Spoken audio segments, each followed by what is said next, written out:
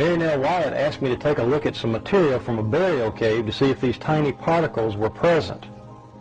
Without my knowledge, one of the samples was actually the blood sample that Ron had taken from the Ark of the Covenant dig.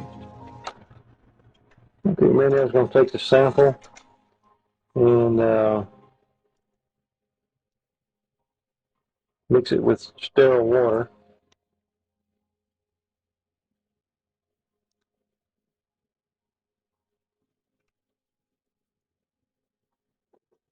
A test tube there that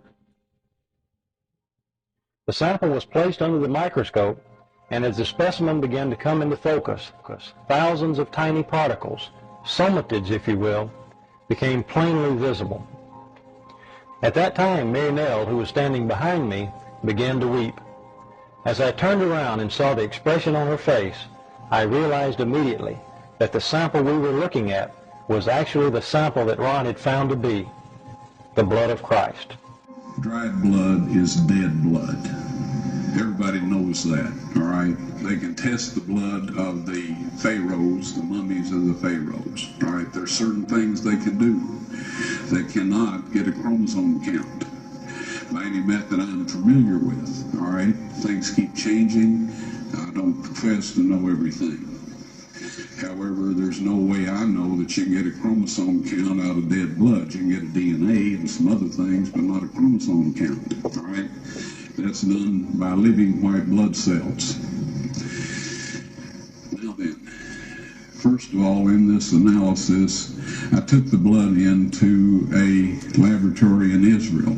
I asked one of the people I work with in antiquities, where is a good laboratory that does reliable work? And they said, such and such, such and such. I took it. I just said, please examine this blood and tell me what you can tell me about it. All right? They said, well, look, we're going to reconstitute it. We're going to put it in normal saline and keep it at body temperature for 72 hours with gentle swirling. All right? That's their business. That's great. I said, now I want to be there when you check it out. They said, fine. So I was back. They checked it out. I said, now, they said it's human blood. We can tell that. They did whatever tests they need to do. And then I said, take some of the white blood cells and put them in a growth medium and keep them at body temperature for 48 hours. And they said, well, that'll do no good because it's dead blood. I said, would you please do that for me? And they said, okay, we'll do it. So anyway, I said, I want to be there when you take it out and examine it. So I was back there. They took it out, examined it under a microscope, and the one technician called the other one over there, and then they called the boss over there, and they were talking Hebrew a mile a minute there for a little bit, and they looked at me and they said, Mr. Wyatt, this human blood only has 24 chromosomes in it. Everybody else has 46. You see, 23 from your mother, 23 from your father, 22 autosomes from your mother, 22 autosomes from your father.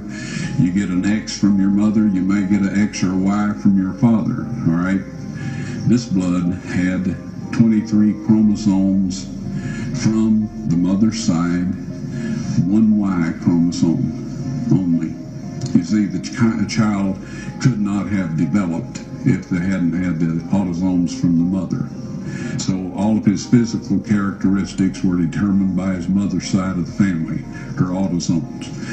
His maleness was determined by this one Y that came from the source, not a human male. Then they said, this blood is alive. And then they said, whose blood is this?